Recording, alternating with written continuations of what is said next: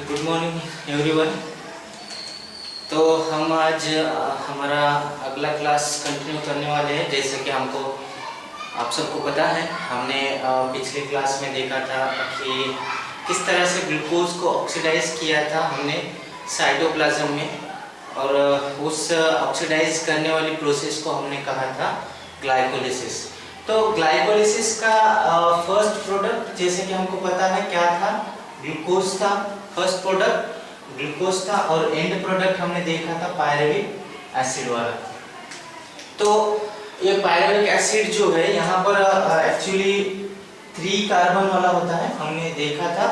और हमें पता है कि कितने पायरुविक एसिड मिले थे हमें, 2 मॉलिक्यूल्स मिले थे। यानी कि एक रिएक्शन जो होती थी ग्लिसरॉल्डिहाइड 3-फॉस्फेट की, वो 2 टाइम ऑपरेट हो रही थी, क्योंकि DHAP भी कन्वर्ट हो रहा था ग्लिसरॉल्डिहाइड 3-फॉस्फेट में। So here we have 2 molecules of pyruvic acid. Okay, now what happen with the pyruvic acid, ये हमें देखना है कि उसके साथ क्या होगा, आगे चल के कौन सी प्रोसेस आएगी।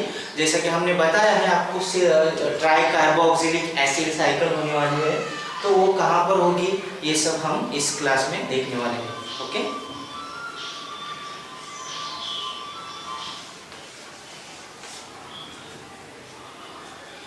तो चलिए, हमारे पास है पायरुविक एसिड।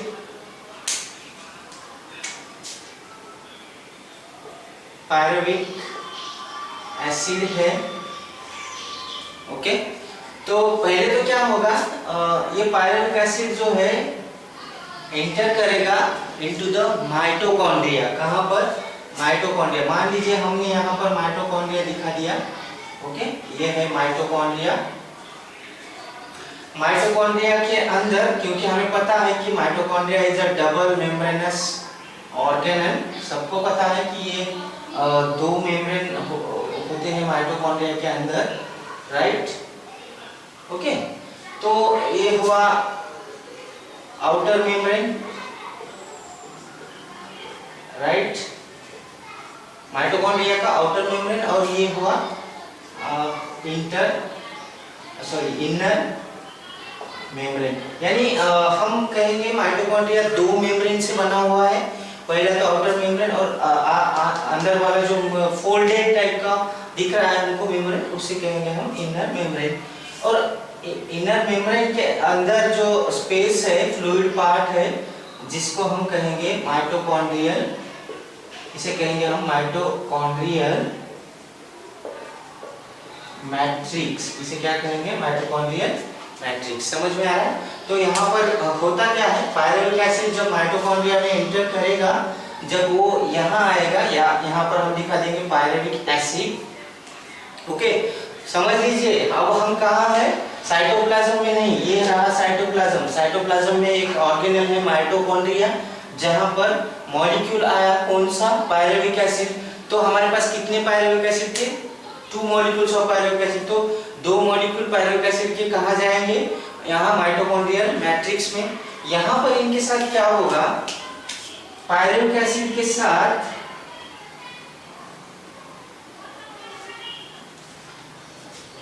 उनका यहाँ पर एक 2 तरह के रिएक्शन होंगे। यहाँ पर पहले तो होगा डिहाइड्रोजनेशन होगा, और दूसरा होगा यहाँ पर डीकार्बोक्सिलेशन। इस तरह से 2 तरह के रिएक्शंस यहाँ पे होंगे। और एक एसिटाइल, उसे कहेंगे हम एसिटाइलेशन भी यहाँ पर होगा। एसिटाइल कोएंजाइम ए जो यहाँ पर बनना है, तो यहाँ पे एसिटाइलेशन टाइप का भी एक रिएक्शन होगा। इन सब को ऑपरेट करने के लिए हमें एक एंजाइम कॉम्प्लेक्स चाहिए। तो उस एंजाइम कॉम्प्लेक्स का नाम है पायरुवेट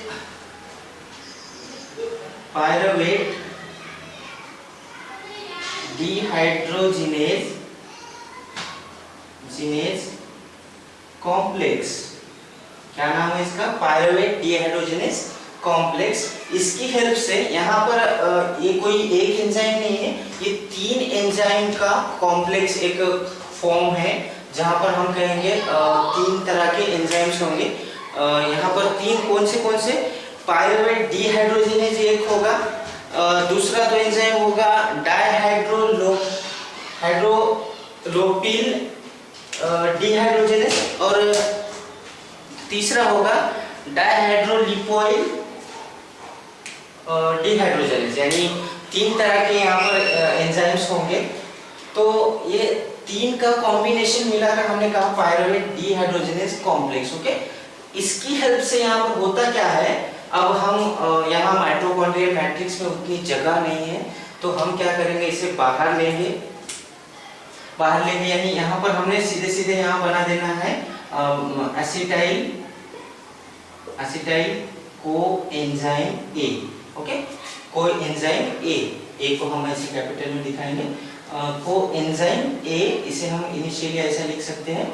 तो ये होता है 2 कार्बन वाला। ओके, तो यहाँ पर क्या होगा, तो यहाँ हम बाहर लेंगे इसे पायरुविक एसिड जो है यहाँ पर with the help of pyruvate dehydrogenase complex की हेल्प से यहाँ पर डिहाइड्रोजनेशन होगा, हाइड्रोजन की मॉलिक्यूल्स जो है बाहर चले जाएंगे यहाँ से, इसमें से, और डीकार्बोक्सिलेशन भी होगा, यानी कि यहाँ पर 2 मॉलिक्यूल्स, यानी 2 क्यों बोल रहे हैं हमारे पास, क्योंकि 2 पायरुविक एसिड है। तो हमने यहाँ पर एक बार 2 हाइड्रोजन जा रहे हैं, तो हम 2 मॉलिक्यूल्स के 4 हाइड्रोजन कह सकते हैं बाहर जा रहे हैं, डिहाइड्रोजनेशन। 2 CO2 जा रहे हैं, एक बार 1 CO2 जा रहा है, तो 2 बार जो है 2 CO2 बाहर जाएंगे। तो इस प्रोसेस को कहेंगे डिहाइड्रोजिनेशन। ओके, ये होगा, और दूसरी होगी यहाँ पर डी कार्बोक्सिलेशन।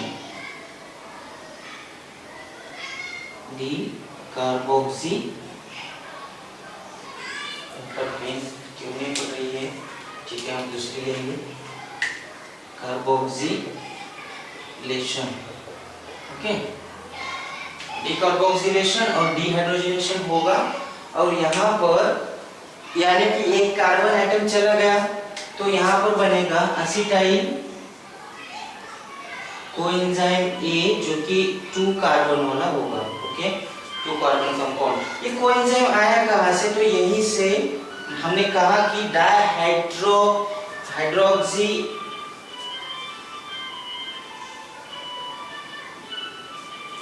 इसका नाम लिख देंगे हम, डायहाइड्रोलिपोइल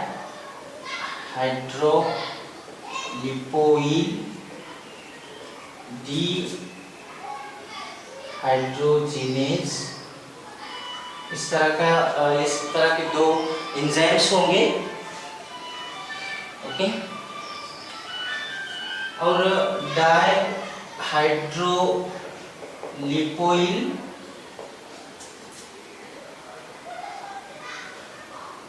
ट्रांस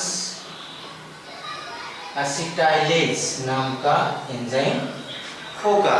और जो पहला एंजाइम हमने कहा था पायरुवेट डिहाइड्रोजनेज, यानी पायरुवेट डिहाइड्रोजनेज कॉम्प्लेक्स में ये 2 और पायरुवेट डिहाइड्रोजनेज, ये 3 एंजाइम मिलकर ये रिएक्शन को ऑपरेट करते हैं। तो तीनों के तीनों यहाँ क्या कर रहे हैं, ये क्या कर रहा है, डिहाइड्रोजन को निकाल रहा है, पायरुवेट डिहाइड्रोजनेज, और यहाँ पर डीकार्बोक्सिलेशन भी हो रहा है, और साथ ही साथ यहाँ पर एसिटाइल ग्रुप जो है यहाँ ऐड हो रहा है, यहाँ पर आ रहा है इसकी हेल्प से, नीचे वाला डायहाइड्रोलिपोइल ट्रांस एसिटाइलेज, इसकी हेल्प से यहाँ पर एसिटाइल ग्रुप भी आ रहा है। तो पायरुविक एसिड का कन्वर्जन फिर यहाँ पर एसिटाइल कोएंजाइम ए में, और इसके भी हमें 2 मॉलिक्यूल मिलेंगे, क्योंकि हमारे पास 2 पायरुविक एसिड, राइट। तो हमारे पास 2 बार CO2 चला गया, 2 बार हाइड्रोजन के भी मॉलिक्यूल 2 चले गए। तो यहाँ पर हम देखते हैं कि CO2 जा रहा है, प्लस हमें और कुछ प्रोडक्ट मिलेंगे, यानी कि जब ये जाएगा तब क्या होगा, डिहाइड्रोजनेज की हेल्प से यहाँ पर कोफैक्टर हमारे वहीं पर पड़े होंगे, निकोटिनामाइड, इस तरह से, जो कि वहाँ पर खुद को रिड्यूस करने के लिए तैयार होंगे, और यहाँ पर NADH2 मिल जाएगा। फिर से एक रिएक्शन के समय एक पायरुविक एसिड एसिटाइल कोएंजाइम के अंदर कन्वर्ट होते समय एक NADH2 मिलेगा, दूसरा होते समय दूसरा, यानी हम सीधे सीधे यहाँ पर 2 NADH2 2 NAD के हेल्प से यहाँ पर मिल जाते हैं। तो इस तरह से हमें यहाँ और कितने 2 NADH2 मिल गए, यानी 2 NADH2 यानी 6 ATP। हमने कहा था कि एक NADH2 3 ATP देगा, तो 2 NADH2 कितने ATP देंगे हमें? 6 ATP। ओके, तो ये तो समझ में आ गया आपको कि एसिटाइल कोएंजाइम कहाँ बना, यहाँ पर माइटोकॉन्ड्रियल मैट्रिक्स में। ओके, तो अब जाकर यहाँ से एसिटाइल कोएंजाइम ए जो है, अब आपको पता चल गया कि कितने कार्बन वाला है, 2 कार्बन कंपाउंड है। 2 कार्बन कंपाउंड। अब क्या होगा कि ये जो एसिटाइल कोएंजाइम ए है, ये किसी के साथ कंडेंस करेगा। अब अगली रिएक्शन यहाँ पे स्टार्ट होगी।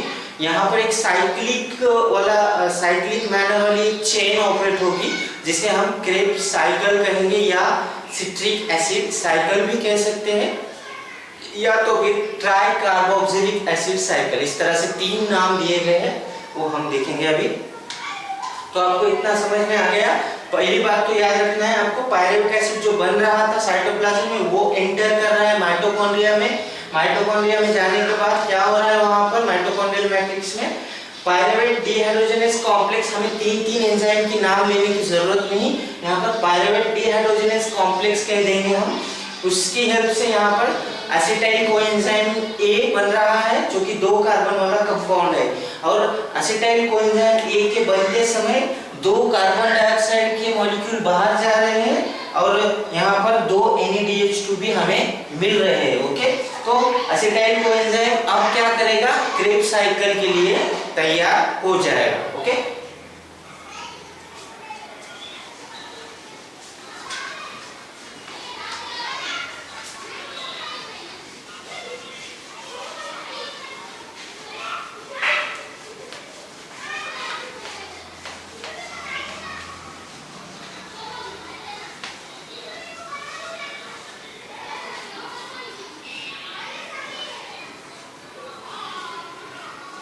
तो चलिए हमारे पास आ गया एसिटाइल कोएंजाइम ए है, 2 कार्बन वाला। Okay,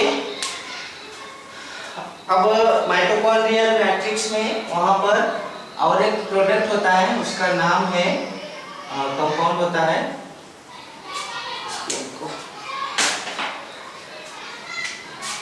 oxalo acetic acid. Okay, oxalo acetic acid, हम उसे इस तरह भी लिख सकते हैं OAA, right, oxalo acetic acid. ये कहाँ है, माइटोकॉन्ड्रिया में ऑलरेडी वहां पर था। और ये कितने कार्बन वाला होता है, तो ये होता है 4 कार्बन कंपाउंड। कितना, 4 कार्बन कंपाउंड। तो होता क्या है कि यहाँ पर एक कंडेंसेशन रिएक्शन होती है, कंडेंसेशन रिएक्शन यहाँ पर ऑपरेट की जाती है। एसिटाइल कोएंजाइम ये और ये रहा, हम यहाँ पर दिखा रहे हैं, एसिटाइल आ रहा है, कंडेंस हो रहा है in the presence of H2O, water की प्रेजेंस में, वाटर भी होगा यहाँ पर कंडेंसेशन होगा। कंडेंसेशन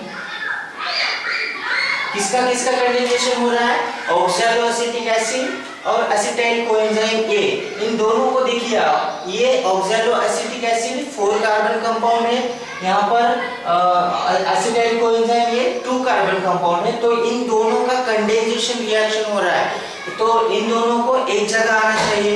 और इसी समय हम देखते हैं कि यहाँ से एक एंजाइम यहाँ पर ऑपरेट होता है, सिट्रेट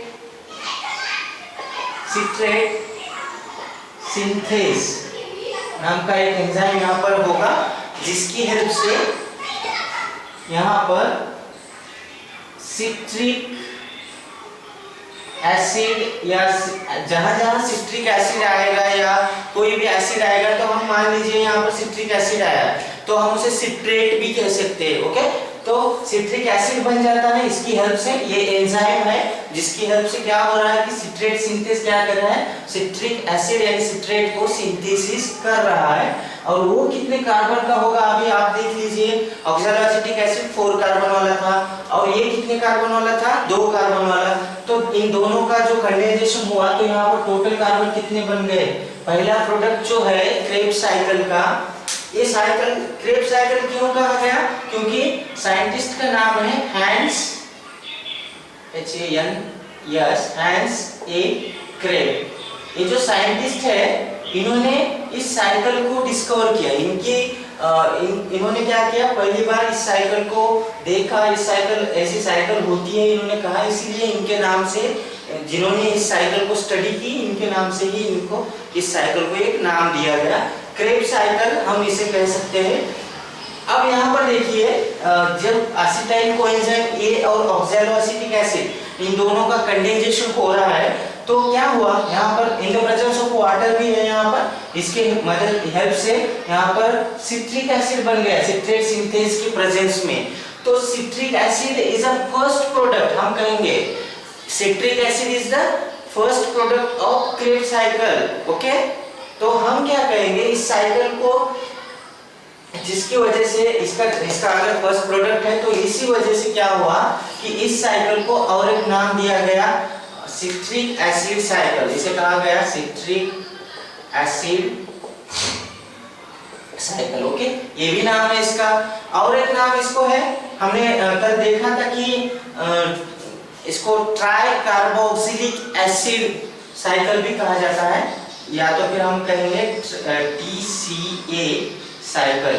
क्या कहेंगे हम, TCA साइकिल यानी ट्राई कार्बोक्सिलिक एसिड साइकिल। ऐसा क्यों कहा गया, तो ये जो सिट्रिक एसिड होता है, सिट्रिक एसिड में 6 कार्बन है, तो 6 कार्बन में से 3 कार्बन को वहां पर कार्बोक्सिलिक ग्रुप अटैच होता है, वहां पर क्या होता है, कार्बोक्सिलिक ग्रुप को अटैच किया जाता है, यानी कि हमको पता है COOH is the carboxylic group. तो ऐसे 3 ग्रुप अटैच होते हैं सिट्रिक एसिड में, इस वजह से इसको ट्राई, 3 है तो इस वजह से ट्राई कार्बोक्सिलिक एसिड साइकिल।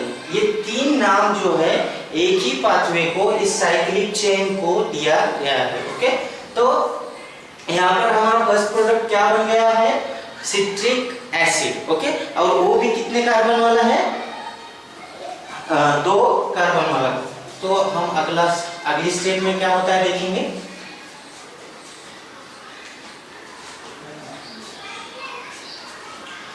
यहाँ पर क्या होगा, सिट्रिक एसिड को एक एंजाइम और एक एंजाइम के प्रेजेंस में यहाँ होता है अकोनिटेज नाम का एक एंजाइम होता है, अकोनिटेज। तो इस एंजाइम की हेल्प से इसको आइसो सिट्रेट में कन्वर्ट कर दिया जाता है, इसको कन्वर्ट कर दिया जाता है, सॉरी आइसोसिट्रेट नहीं, अकोनिटेज है यहाँ पर, तो हम कहेंगे सिस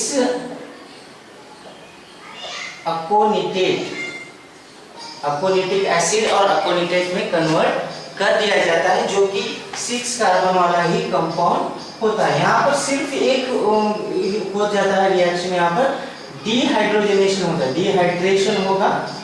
ओके, डिहाइड्रेशन होते हुए दिखेगा, यानी कि एक H2O जो है यहाँ से बाहर जाता हुआ हमें दिखने वाला है, इस यहाँ से H2O बाहर निकल जाएगा और ये सिस अकोनिटेट यहाँ पर हमें मिल गया in the presence of अकोनिटेज enzyme. Okay, तो हम अगर ये पूरी साइकिल बनाएंगे, यहाँ पर पूरी साइकिल देखेंगे, तो हमारा ये क्लास जो है, आज का जो वीडियो है वो ज़्यादा बड़ा हो जाएगा और इसकी वजह से हमें इसको अपलोड करने में थोड़ी सी दिक्कत आ सकती है। तो हम अगला पार्ट यानी कि यहाँ से जो है नेक्स्ट वीडियो में हम इसे ले लेंगे। ओके, याद रखिएगा, यहाँ तक आप ठीक से पढ़ लेना और कोई समस्या हो तो हमारे जो 10th का क्लास का जो हमारा ग्रुप है व्हाट्सएप पे, वहाँ पर आप मैसेज कीजिए कि हमें सर इस स्टेप में क्या हुआ समझ में नहीं आया, तो मैं आपको फिर से वही आपको रिपीट वो पॉइंट को, उस पॉइंट को मैं आपको फिर से बताऊंगा।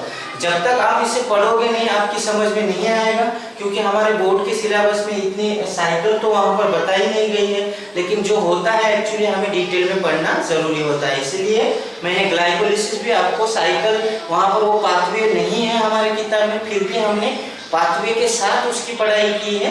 ये क्यों कर रहे हैं हम, क्योंकि जब भी हम कोई किसी भी चीज़ की अगर कोई भी हम पढ़ाई करते हैं तो उसे डिटेल में करना चाहिए, तो इसी में हमारा जो होता है, जो हमारा नॉलेज बढ़ता है, हमारे लिए यूजफुल होगा। ओके, तो ठीक से आप वो ग्लाइकोलिसिस भी पढ़ लीजिए, कोई स्टेप समझ में ना आए तो बताइए, आप ग्रुप पे मुझे मैसेज कीजिए या आपको मैं पर्सनल नंबर भी आपके पास होगा सर आप बिना पूछे अगर आप करोगे, आपको अगर समस्या है तो चलो ये नहीं समझा तो इतना सा पॉइंट है छोड़ दो इसे, ऐसा करोगे तो आपको कुछ भी समझ में नहीं आएगा। तो आप पूछा कीजिए, कोई डाउट्स हो तो पूछा कीजिए वहाँ पर वीडियो में। अब यहाँ से आगे वाला जो पाथवे है, यहाँ से आगे वाली साइकिल हम कल के वीडियो में बनाएंगे, क्योंकि आज के वीडियो में पूरा का पूरा वीडियो बनाना अपलोड करना वो पॉसिबल नहीं हो सकता है। एक कम से कम हमें 1 घंटे का टाइम लग सकता है। अभी तक हो चुका होगा आई थिंक 20 से 25 मिनट्स तो हो चुके होंगे, तो यहाँ से और एक आधा घंटा हमें लग सकता है। तो हम क्या करेंगे कि अगला पार्ट जो है कल के वीडियो में बनाएंगे, यहाँ तक आप पढ़ लेना, ठीक है।